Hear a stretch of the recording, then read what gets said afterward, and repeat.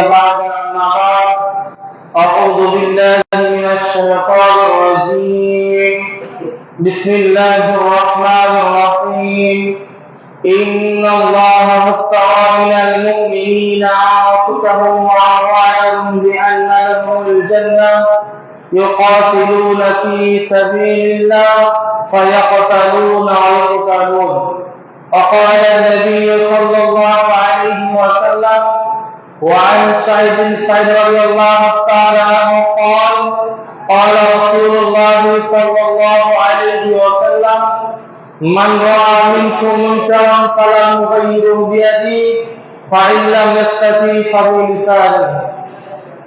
উপস্থিত শ্রদ্ধেয় সম্মানিত মুসল্লিগণ, প্রশংসা মাত্র আল্লাহ রাব্বুল আলামিনের জন্য যিনার দ্বারা আজকে আমরা এই পবিত্র জুমার দিনে সকলে একত্রিত হতে পেরেছি, তাই আমরা বলে থাকি আলহামদুলিল্লাহ।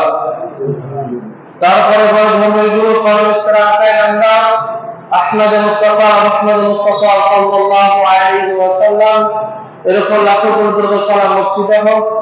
আল্লাহুম্মা সাল্লি আলাইহি আল্লাহুম্মা বারিক আলাইহি। আজকে আমার বক্তব্যের বিষয় হচ্ছে ভারত স্বাধীনতা আন্দোলনে মুসলিম করা হয়েছিল এই 1947 সালের আগে 1700 সাল পর থেকে 1947 সাল পর্যন্ত এই সময় পর্যন্ত ইংরেজরা এই ভারতবাসীর উপরে অত্যাচার করত, ভারতবাসীর উপরে নির্মমভাবে অত্যাচার করত। আপনার ধন সম্পদ তাদেরকে দিতে হবে, আপনার সম্পদ তারা আপনার কাছ থেকে নিয়ে নিবে। এমন খ্রিস্টান শিখ ইসাই সকলেই মেরে তারা এই ভারতবর্ষকে জয় করেছিল ইংরেজের হাত থেকে। এই ইংরেজরা এই ভারতবর্ষের মানুষের অত্যাচার করত, তাদের কথা মতো আপনাকে আমাকে চলতে হতো, তাদের কথা মতো ভারতবর্ষের মানুষকে চলতে হতো। এই মতো অবস্থায় তারা ভেবেছিল তারা জান জীবন দিয়েছিল বলেই আজকে ভারতবর্ষ ইংরেজ মুক্ত হয়ে আছে। যদি তারা ভাবতো তাদের মতো যদি থাকতো, তারা যেটা করছে সেটা যদি ভারতবর্ষের মানুষ মেনে নিত, তাহলে ভারতবর্ষের মানুষকে এই ভারতবাসীকে তারা পুরোপুরি খেত, তাদের গোলামি করতে হতো।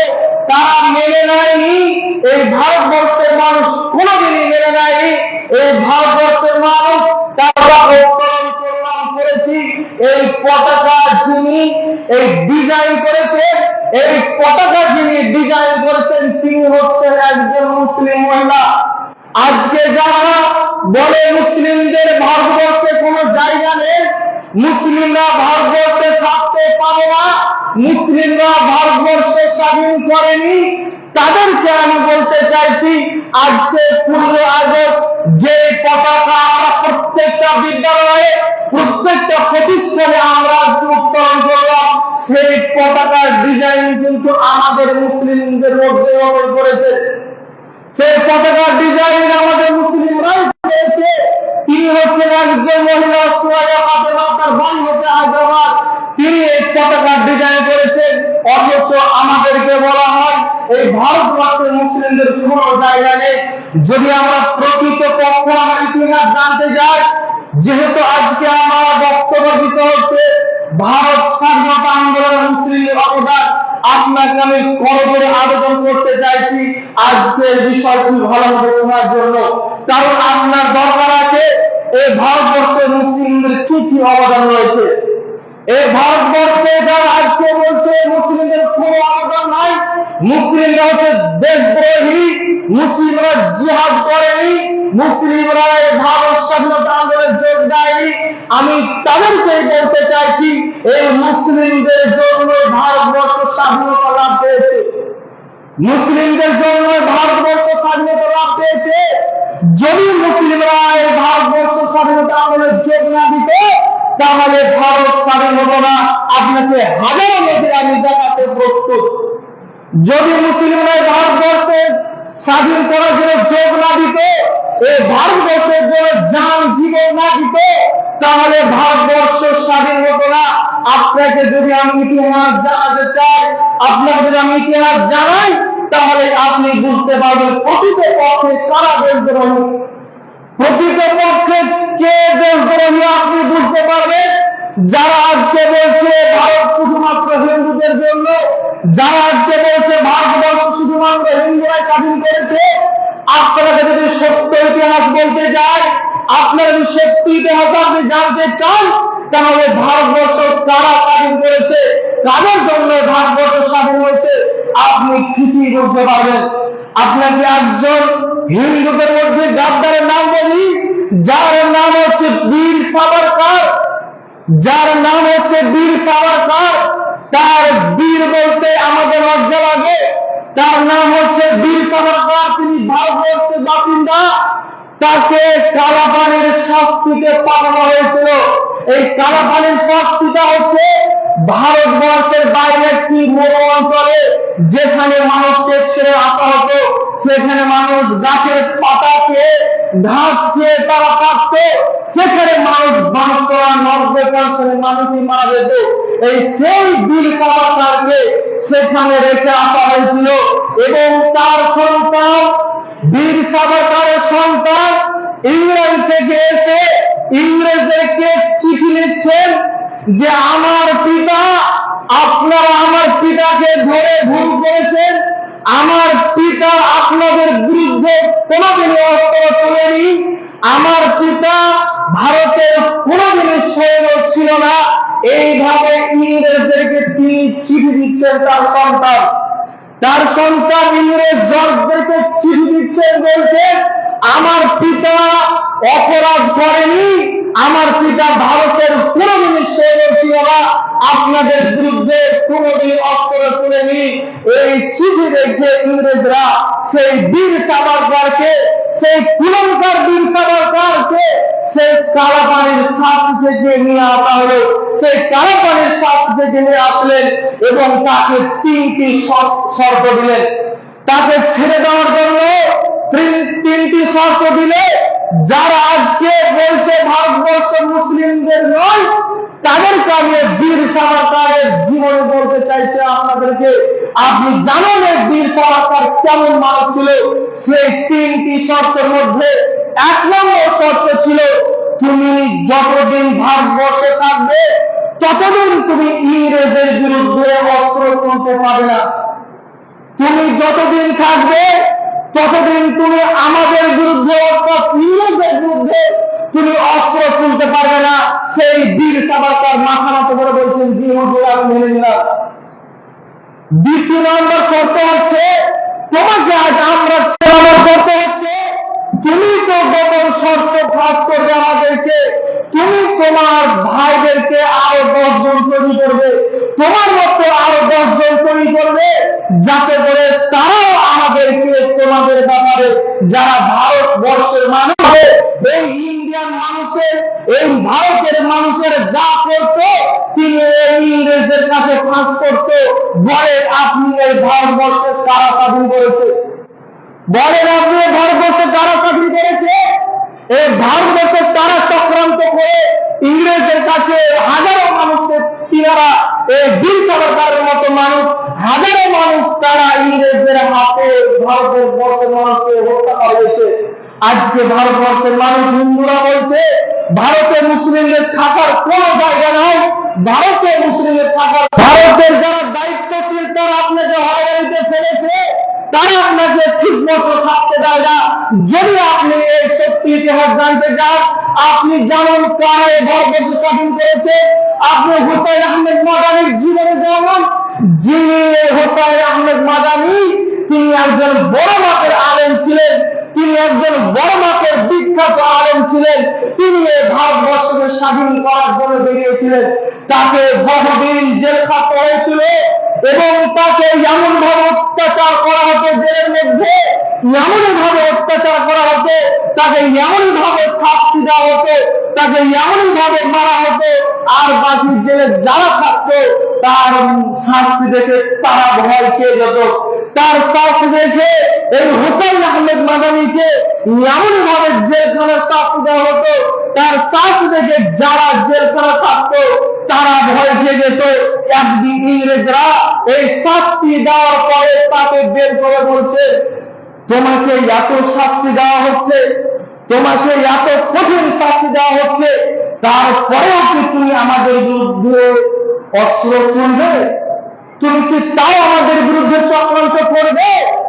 তখন হুসাইন আহমেদ মাদানি তার ঘাড়ে একটি সাদা রুমাল ছিল, সেই হুসাইন আহমেদ মাদানি বলছেন, আমার ঘাড়ে যে সাদা রুমালটি দেখছেন, আমি সকাল হলে এই সাদা রুমালটি নিয়ে বেরোই। কেন নিয়ে বেরোই? আমি সকাল হলে এই সাদা রুমালটি আমি নিয়ে বেরোই, কারণ এই সাদা রুমালটিকে আমি কাফন ভেবে, আমার এই সাদা রুমালটিকে আমি কাফন ভেবে আমি এই বেরোই। যখন সকালবেলায় বাড়ি থেকে বেরোই, আমি কাফন নিয়েই বাড়ি থেকে বেরোই, আর কাফন নিয়ে আমি বাড়ি থেকে দেশ স্বাধীন করার জন্য বেরিয়েছি। যে কাফন নিয়ে বাড়ি থেকে দেশ স্বাধীন করার জন্য বেরোতে পারে, তার আবার কিসের কষ্টের ভয়, তার আবার কিসের মারের ভয়, তার আবার কিসের মৃত্যুর ভয়? এইভাবে হুসাইন আহমেদ মাদানি ইংরেজের মুখের উপরে কথা বলেছিলেন। এইভাবে হুসাইন আহমেদ মাদানি আজকে যারা বলছে মুসলিমদের কোন অবদান নাই, এই হুসাইন আহমেদ মাদানি তিনি ভারতকে স্বাধীন করার জন্য তিনি কাফন নিয়ে বেরিয়েছিলেন। তিনি কি ভারতবর্ষকে ভালোবাসেননি? তিনি কি ভারতের জন্য জান দেয়নি? তিনি কি ভারতকে ভালোবাসেননি? তিনি যদি ভালো না বাসতেন তাহলে তিনি জান দিতেন না। যখন ইংরেজরা বলেছিল তোমার এত শাস্তি দেওয়ার পর তুমি কি অস্ত্র তুলবে, তখন তো সে যদি ভাবতো তাদের দিকে সেরে ছাড়তে পারতো, তখন যদি ভাবতো সে যে আমি তাদের দিকে সেরে যাবো তাহলে ছাড়তে পারতো, কিন্তু না। এই হুসাইন আহমেদ মাদানি তিনি বলেছিলেন একটাই কথা, আমাদের উপরে যে অত্যাচার করা হচ্ছে, ইংরেজরা আমাদের উপর অত্যাচার করছে, সেটি আমাদের এই মেনে নিতে পারি না। আমরা সেই অত্যাচার আমরা মেনে নিব না, সেই অত্যাচার আমরা মেনে নিতে পারি না। তার জন্য তিনি এই ভারতবর্ষ স্বাধীন করার জন্য কাফন নিয়ে বেরিয়েছিলেন। বলেন আজকে মুসলিমরা ভারত স্বাধীন করেছে না করেন? আপনারা যদি আরো বলতে যান, যার নাম আপনারা এক কথায় জানেন, ক্ষুদিরাম বসু, যাকে আপনারা এক কথায় ছিলেন, যিনি ব্যর্থ হয়েছিলেন, যাকে তিনি মারতে চেয়েছিলেন 30 কোটিকে, তিনি 30 কোটিকে মারতে গিয়ে ব্যর্থ হয়েছিলেন, অন্য একজনকে মেরেছিলেন, মারার পরে তাকে ক্ষুদিরাম বসুকে ফাঁসি দেওয়া হয়েছিল। আমি ক্ষুদিরাম বসুকে সমর্থন করে তাকে শ্রদ্ধা করি, আমিও ক্ষুদিরাম বসুকে শ্রদ্ধা করতে চাইছি। কিন্তু যে 30 কোটিকে যে ব্যক্তি হত্যা করলো বীরের দেশে, যে 30 কোটিকে যে ক্ষুদিরাম বসু ব্যর্থ হলে তাকে হত্যা করার জন্য, আর যে তাকে হত্যা করলো, হত্যা করে সফল হলো, তার নাম আপনারা কয়জন জানেন? তার নাম আপনারা কয়জন জানেন? তার নাম আপনারা কেউ অধিকাংশ 90% মানুষই বলতে পারবেন না। আপনারা ক্ষুদিরাম বসুকে ঠিকই ছিলেন যে তিনি স্বাধীনতা আন্দোলনে তিনি একজনকে মারতে গিয়েছিলেন, মারার জন্য তাকে ফাঁসিতে ঝুলতে দিলে, ঠিক, আমিও সেটা জানি, আমিও সেটা মানছি, আমিও তাকে শ্রদ্ধা করি। কিন্তু যাকে মেরে যিনি সফল হয়েছিলেন তার নাম কয়জন আমরা জানি? তার নাম আমরা কয়জন জানছি? তিনার নাম আমরা জানি না, কারণ তিনি হচ্ছেন একজন মুসলিম। তিনি হচ্ছেন একজন মুসলিম, তার জন্য তার নাম ইতিহাসের পাতা রাখা হয়নি। আপনি ইতিহাসের পাতা খুঁজতে গেলে তার নাম পাবেন না, কারণ সে হচ্ছে একজন মুসলিম ব্যক্তি, তার জন্য তার নামটা ইতিহাসের ছিঁড়া পাতাতে রাখা হয়নি। সেই ব্যক্তি হচ্ছে শের আলী। সেই ব্যক্তি হচ্ছে শের আলী, যিনি 30 কোটিকে হত্যা করেছিল। যে ক্ষুদিরাম বসু তাকে হত্যা করতে ব্যর্থ হয়েছিল, এই 30 কোটিকে শের আলী বীরের দেশে, শেরের দেশে তিনি জেলখানাতে তাকে হত্যা করেছিলেন। জেলখানাতে 30 কোটি প্রদর্শন করতে গিয়েছিলেন জেলখানা, তিনি একটি ধারালো অস্ত্র নিয়ে তাকে ঝাঁপিয়ে পড়েছিল 30 কোটির উপরে, এবং তাকে হত্যা করা হয়েছিল, তাকে হত্যা করেছিল। এই মুসলিমদের কোনো অবদান নাই। যারা বলছে যে ভারতবর্ষে মুসলিমদেরকে তাড়িয়ে দেওয়া হবে, এই ভারতবর্ষে মুসলিমদের থাকা হবে না, যারা এই স্লোগান দেয় হিন্দু হিন্দু হিন্দুস্তান, ভাগো মোল্লা পাকিস্তান, যারা এই স্লোগান দিচ্ছে, তাদেরকে আমি সিরাজ আলীর জীবনী জানার জন্য বলছি, হুসাইন আহমেদ মাদানির জীবনী পড়ার জন্য তাকে আমি বলছি। তিনারা নিজের জান জীবন দিয়ে এই ভারতবর্ষকে স্বাধীন করেছেন। আজকে তার নাম আমরা ইতিহাসের পাতায় খুঁজে পাই না। যিনি এই ভারতবর্ষকে স্বাধীন করার জন্য ইংরেজদের বিরুদ্ধে সর্বপ্রথম আওয়াজ তুলেছিলেন, যিনি ভারতবর্ষকে স্বাধীনতার জন্য সর্বপ্রথম আন্দোলন তুলেছিলেন, যুদ্ধের জন্য সর্বপ্রথম আওয়াজ তুলেছিলেন, তিনি হচ্ছেন একজন মুসলিম ব্যক্তি, ফজলে হক খায়রাবাদী। ফজলে হক খায়রাবাদী তিনি এই ইংরেজদের বিরুদ্ধে আওয়াজ তুলেছিলেন যে আমাদেরকে আর বসে থাকলে চলবে না, আমরা যদি এইভাবে বসে থাকি আমাদেরকে ইংরেজরা কুড়ে কুড়ে খাবে, আমাদেরকে ইংরেজরা কুড়ে কুড়ে খেয়ে নিবে, আমাদের ধন সম্পদ সব তারা নিয়ে চলে যাবে, আমাদের কিছু বলার থাকবে না। এই ফজলে হক খায়রাবাদী তিনি সর্বপ্রথম ইংরেজদের বিরুদ্ধে তিনি আওয়াজ তুলেছিলেন। তিনার নামটা আপনার ইতিহাসের পাতায় খুঁজে পাবেন না, তিনাকে আপনার ইতিহাসের পাতায় খুঁজে পাবেন না। মুসলিমদের ইতিহাসের পাতা থেকে দূরে সরানো হয়েছে, মুসলিমদেরকে ইতিহাসের পাতা থেকে বাদ দেওয়া হয়েছে, কারণ তারা হচ্ছে মুসলিম।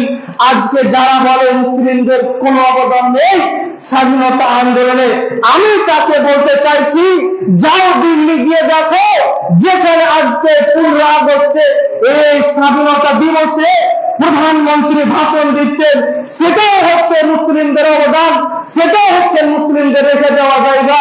আজকে দিল্লির লালকেল্লা, দিল্লির কুতুব মিনার, এগুলো সবই হচ্ছে মুসলিমদের। সেখানে গিয়ে তুমি জিজ্ঞাসা করো, সেখানে গিয়ে তুমি ইট পাথরকে জিজ্ঞাসা করো, এগুলো কাদের অবদান, তা এক কথাই বলবে মুসলিমদের অবদান। মুসলিমদের অবদান। আপনি ইন্ডিয়া গেটে যান, ইন্ডিয়া গেটে আপনি দেখুন, সেখানে 94,300 জনের নাম লেখা আছে, তার মধ্যে 61,945 জন হচ্ছে মুসলিম। 61,945 জন মুসলিম। আপনি গিয়ে দেখে আসুন ইন্ডিয়া গেটে 70% মুসলিমের নাম ইন্ডিয়ান গেটে লেখা আছে। আর আজকে যারা বলছে মুসলিমদের কোনো অবদান নেই, আপনি যান দিল্লি গিয়ে দেখুন, দিল্লি গিয়ে ঘুরে আসুন, দিল্লি গিয়ে দেখুন আপনি, তাহলে বুঝতে পারবেন। সেই দিল্লির গিয়ে আপনি কুতুব মিনারকে প্রশ্ন করুন, আপনি দিল্লির লালকেল্লাকে প্রশ্ন করুন, এগুলি তাদের অবদান, সেই ইট পাথর তারা উত্তর দিবে। আপনি সেখানে যান। আজকে যে সমস্ত ভারতবর্ষের হিন্দুরা বলছে মুসলিমদের কোনো অবদান নেই, আপনাকে আরেকটি আপনি ইতিহাস বলি, তাহলে আপনি বুঝতে পারবেন মুসলিমদের কি অবদান ছিল। একজন ইংরেজের জর্জ থমাস তার স্মৃতি কথায় তিনি লিখছেন, ইংরেজের জর্জ থমাস একজন ইংরেজি ব্যক্তি, তিনি তার স্মৃতি কথায় লিখছে, আমি দিল্লির চাঁদনী চক থেকে নিয়ে লাহোর পর্যন্ত আমি সফর করলাম। দিল্লির চাঁদনী চক থেকে নিয়ে লাহোর পর্যন্ত আমি সফর করলাম। আমি সেখানে একটি দুটি জিনিস দেখে আশ্চর্য হলাম। দুটি জিনিস দেখে আমি আশ্চর্য হলাম। দিল্লির চাঁদনী চক থেকে নিয়ে লাহোর পর্যন্ত এত বড় সফর করলাম আমি, এই দুটি জিনিস দেখে আমি আশ্চর্য হলাম। সেখানে দেখলাম আমি এত বড় শহরে আমি দেখলাম এমন কোন গাছ বাকি ছিল না, এমন কোন বৃক্ষ বাকি ছিল না যে গাছে ওলামা কেরামগণকে জুড়ানো হয়নি, যে গাছে মুসলিমদের লাশ ঝুলছিল না। আমি এমন কোন বৃক্ষ দেখলাম না যে গাছটি ফাঁকা আছে, এমন কোন বৃক্ষ দেখলাম না যে গাছে মুসলিমদের ওলামা কেরামগণের লাশ ঝুলানো হয়নি। তিনি তার স্মৃতি কথার এই বাক্য লিখছেন। একজন ইংরেজ যাদের বিরুদ্ধে ভারতবর্ষের মানুষ তারা তাদের বিরুদ্ধে যুদ্ধ ঘোষণা করছেন, সে ইংরেজের জর্জ থমাস বলছেন, তার স্মৃতি কথা বলছেন, আমি দিল্লির চাঁদনী চক থেকে নিয়ে লাহোর পর্যন্ত আমি সফর করলাম, এত বড় সফর করলাম।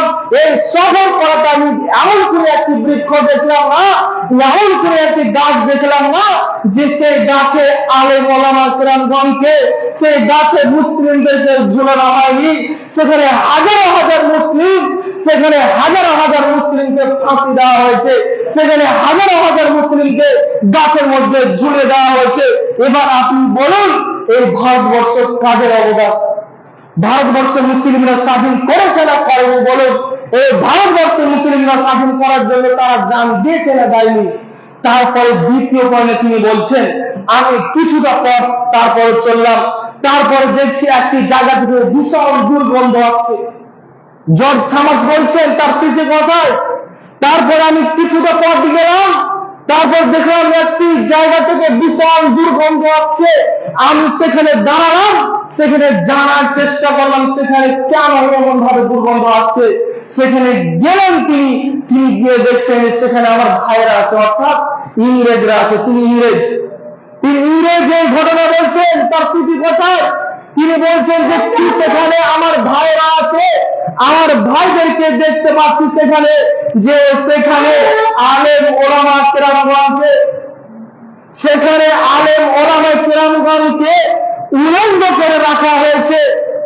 সেখানে আলেম ওলামা কেরামগণকে উলঙ্গ করে রাখা হয়েছে এবং একটি দড়িতে 40 জন করে বাঁধা রয়েছে।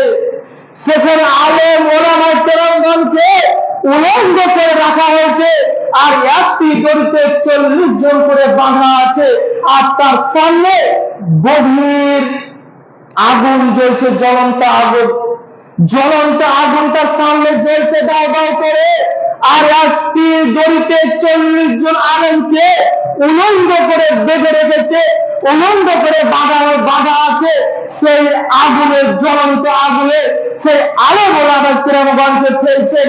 তারা যখন পুরো ছাই হয়ে যাচ্ছে, আবার 40 জনকে ফেলা হচ্ছে। এইভাবে করে তাদের আলেম ওলামা কেরামগণকে শাস্তি দিয়েছেন, আলেম ওলামা কেরামগণকে মৃত্যু দিয়েছেন, আলেম ওলামা কেরামগণকে এই ইংরেজরা তারা জীবন্ত শেষ করেছেন, তারা জীবন্ত পুড়িয়ে মেরেছেন। হাজারো লাখো আলেমগণকে, হাজারো লাখো মুসলিমকে তারা এইভাবে মেরে ফেলেছেন। তারপরেও যারা বলছেন যে মুসলিমদের কোনো অবদান নেই স্বাধীনতা আন্দোলনে, তাদেরকে আমি এই ইতিহাস জানার জন্য অনুরোধ করছি।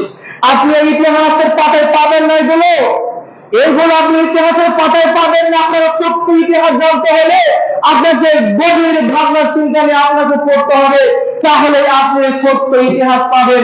এই সত্য ইতিহাস আপনাকে ইতিহাসের পাতায় রাখেনি এই ভারতবর্ষের দায়িত্বশীলগণ।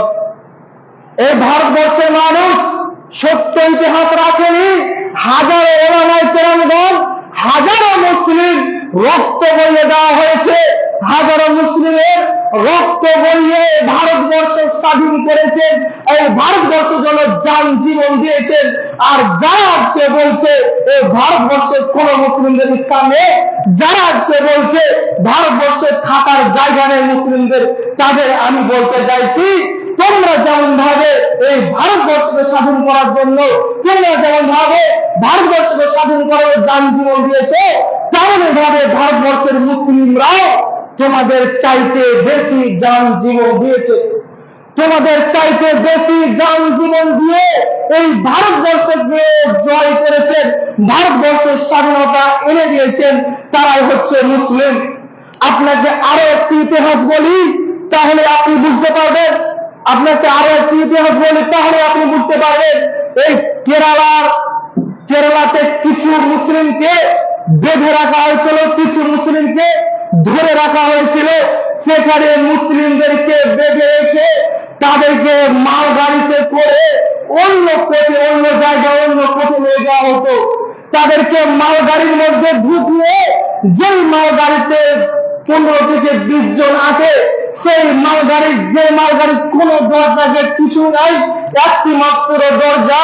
সেই মালগাড়ির ভিতরে 150 জন করে ভর্ত, সেই মালগাড়ির মধ্যে 150 জন করে ভর্ত ইংরেজরা, এবং তাদেরকে কোর্টে নিয়ে যেত।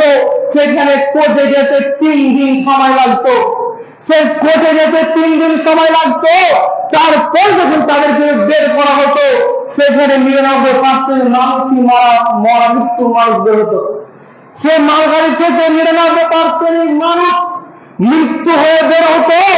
1% মানুষ 2-1 জন বাঁচত, তারাও মুসলিমকে মুসলিমকে তারা মেরে ফেলেছে, হাজারো মুসলিম তারা নিজের জানের পরোয়া করেননি, হাজারো মুসলিম তারা নিজের জানের পরোয়া না করে, মৃত্যুর পরোয়া না করে ইংরেজের বিরুদ্ধে তারা লড়াই করেছেন, ইংরেজের বিরুদ্ধে যুদ্ধ করেছেন, তারা মৃত্যুকে ভয় করেনি। আল্লাহ পাক রব্বুল আলামিন পবিত্র কোরআন মাজিদের মধ্যে বলছেন, ইন্নাল্লাহা আশতারা মিনাল মুমিনিনা আনফুসাহুম ওয়া আমওয়ালাহুম বিআন্না লাহুমুল জান্নাহ। আল্লাহ তাআলা বলছেন, ইন্নাল্লাহা আশতারা মিনাল মুমিনিনা আনফুসাহুম বিআন্না লাহুমুল জান্নাহ, নিশ্চয় আমি মুমিনদের জন্য রেখেছি, নিশ্চয় আমি মুমিনদের জান এবং মাল, নিশ্চয় আমি মুমিনদের জান এবং মালকে কিনে নিয়েছি বিআন্না লাহুমুল জান্নাহ, শুধুমাত্র জান্নাতের বিনিময়ে। আল্লাহ তাআলা পবিত্র কোরআন মাজিদের মধ্যে বলেছেন, ইন্নাল্লাহা আশতারা মিনাল মুমিনিনা আনফুসাহুম ওয়া আমওয়ালাহুম বিআন্না লাহুমুল জান্নাহ, আমি মুমিনদের জান এবং মালকে কিনে নিয়েছি শুধুমাত্র। আর আজকে ভারতবর্ষকে স্বাধীন করার জন্য যারা জান জীবন দিয়েছে তারা অধিকাংশ হচ্ছে উলামায়ে কেরামগণ, তারা অধিকাংশ হচ্ছে আলেম, তারা অধিকাংশ উলামায়ে কেরামগণ এই আয়াতকে সামনে রেখে তারা নিজের জানের পরোয়া করেননি। এই আয়াতকে সামনে রেখে তারা নিজের জানের পরোয়া না করে, মৃত্যুর পরোয়া না করে ইংরেজের বিরুদ্ধে তারা লড়াই করে গেছেন, ইংরেজের বিরুদ্ধে তারা নিজের জান জীবনকে দিয়ে গেছেন, ইংরেজের বিরুদ্ধে তারা নিজের জীবনটাকে দিয়ে দিয়েছেন। আজকে আপনি বলছেন যে ভারতবর্ষের মুসলিমদের থাকার কোনো জায়গা নেই। আজকে আপনি কিভাবে বলতে পারেন যে ভারতবর্ষের মুসলিমদের থাকার কোনো জায়গা নেই? আজকে ভারতবর্ষে বিভিন্ন জায়গায় আজকে মুসলিমদের প্রতি অত্যাচার করা হচ্ছে, বিভিন্ন জায়গায় আজকে মুসলিমরা মার খাচ্ছে, বিভিন্ন জায়গায় আজকে মুসলিমদেরকে হত্যা করা হচ্ছে। আমি সত্য ইতিহাস জানার জন্য অনুরোধ করছি, এই ভারতবর্ষের মুসলিমরাই ভারতকে স্বাধীন করেছে। যদি ভারতবর্ষের মুসলিমরা এই ভারতকে স্বাধীন করার জন্য নিজের জান জীবন না দিত, তাহলে ভারতবর্ষ স্বাধীন হতো না। এইটা আপনার মাথার মধ্যে রাখতে হবে, এটা আপনার মাথার মধ্যে রাখতে হবে যে ভারতবর্ষের মুসলিমরাই এই ভারতকে স্বাধীন করেছেন, এই ভারতকে স্বাধীন করার জন্য তারা নিজের জান জীবন দিয়েছেন। রাসূল সাল্লাল্লাহু আলাইহি ওয়াসাল্লাম পবিত্র হাদিসের মধ্যে বলেছেন, মান রাআ মিনকুম মুনকারান ফালাম ইউগাইয়িরহু বিয়াদিহি, যখন তোমাদের সামনে কোন শরীয়ত বিরোধী কাজ হবে, যখন তোমাদের সামনে কোন খারাপ কাজ দেখবে, যখন মুসলিমের সামনে কোন খারাপ কাজ হবে, তখন মুসলিমের উচিত হবে, একজন মুসলিম ব্যক্তির উচিত হবে তার বসে না থাকা। রাসূল সাল্লাল্লাহু আলাইহি ওয়াসাল্লাম বলেছেন, মান রাআ মিনকুম মুনকারান ফালাম ইউগাইয়িরহু বিয়াদিহি, তার উচিত হবে তার হাতের দ্বারা, তার উচিত হবে তার হাতের দ্বারা সেই অপরাধটাকে রুখে দাঁড়া, তার উচিত হবে তার হাতের দ্বারা সেই অপরাধটাকে রুখে দাঁড়ান। তাই করেছেন ভারতবর্ষের উলামায়ে কেরামগণ, সেটাই করেছেন ভারতবর্ষের উলামায়ে কেরামরা, সেটাই করে তিনারা নিজের জানকে জীবনকে বিলিয়ে দিয়েছেন। আজকে আপনি তৃতীয় 15 আগস্টে ক্ষুদিরাম বসু, নেতাজি সুভাষচন্দ্র বসু, আপনি গান্ধীজির সবার শরণার্থে আপনারা তার সঙ্গে আজকে আপনারা উদযাপন করছেন 15 আগস্ট, কিন্তু আপনি কোন একজন মুসলিমের নামে তো আপনি উদযাপন করতে পারছেন না, কোন মুসলিমের নাম তো আপনি বলতে পারছেন না, কোন মুসলিমের নাম তো আপনি বলছেন না। আপনাকে আমি বলতে চাইছি, আমিও ভারতবর্ষকে ভালোবাসি, আমিও 15 আগস্টে মানি, আমিও 15 আগস্টে পতাকা উত্তোলন করার জন্য আমিও রাজি আছি, আমিও রাজি, আমিও পতাকা উত্তোলন করি। তবে আপনাকে সত্য ইতিহাস বলে, আপনাকে সত্য ইতিহাস জানিয়ে, মুসলিম হিন্দুদের মধ্যে ভেদাভেদ দূর করে আপনাকে সত্য ইতিহাস জানিয়ে আজকের দিনে আপনাকে ভাষণ দেওয়া লাগবে। আজকের দিনে আপনাকে ভাষণ দেওয়া লাগবে যে ভারতবর্ষ শুধুমাত্র হিন্দুরাই স্বাধীন করেনি, ভারতবর্ষ মুসলিম, খ্রিস্টান, জৈন, শিখ, ইসাই, ডোম, চামার সকলে মিলেই তারা এই ভারতবর্ষকে স্বাধীন করেছে। আপনাদেরকে আমি অনুরোধ করতে চাইছি, আপনারা এই সত্য ইতিহাস জানার চেষ্টা করুন। আপনি জানতে পারবেন না আপনি ক্ষুদিরাম বসু ঠিকই জানেন, প্রত্যেকটা মুসলিম জানেন ক্ষুদিরাম বসু না, প্রত্যেকটা মুসলিম তারা জানছে যে ক্ষুদিরাম বসু ভারতবর্ষকে স্বাধীন করার জন্য তার জান দিয়েছেন, জীবনকে দিয়ে দিয়েছেন। কিন্তু যে ক্ষুদিরাম বসু যাকে হত্যা করার জন্য ব্যস্ত হয়েছিলেন আর যিনি সফল হয়েছিলেন তার নাম আপনারা কেউ জানেন না। এটা আমাদের জন্য দুর্ভাগ্যের বিষয়, লজ্জার বিষয়। আমরা মুসলিম হওয়ার পরে আমরা ভারতের যারা আজকে ভারতবর্ষ মুসলিমদেরকে কোনো দাম দিচ্ছে না, তুমি তাদেরকে দেখে নিও। হে প্রভু দয়াময়, যারা আজকে যেখানে হিন্দুরা মুসলিমদেরকে অত্যাচার করছে, তুমি তাদেরকে সবুর করার তৌফিক দাও। আমিন। ওয়া আখিরু দাওয়ানা আলহামদুলিল্লাহি রাব্বিল আলামিন। আউযু বিল্লাহি মিনাশ শাইতানির রাজিম। বিসমিল্লাহির রাহমানির রাহিম। আলহামদুলিল্লাহি রাব্বিল আলামিন। আর রহমানির রহিম। মালিকি ইয়াউমিদ্দিন। ইয়াকা না'বুদু ওয়া ইয়াকা নাস্তাঈন। ইহদিনাস সিরাতাল মুস্তাকিম। সিরাতাল লাযীনা আন'আমতা আলাইহিম গায়রিল মাগযুবি আলাইহিম ওয়ালাদ-দাল্লিন। আমিন। আল্লাহুম্মা সাল্লি আলা মুহাম্মাদ ওয়া আলা আলি মুহাম্মাদ কামা সাল্লাইতা আলা ইব্রাহিম ওয়া আলা আলি ইব্রাহিম ইন্নাকা হামিদুম মাজিদ। আল্লাহুম্মা বারিক আলা মুহাম্মাদ ওয়া আলা আলি মুহাম্মাদ কামা বারাকতা আলা ইব্রাহিম ওয়া আলা আলি ইব্রাহিম ইন্নাকা হামিদুম মাজিদ। আসসালামু আলাইকুম ওয়া রাহমাতুল্লাহ।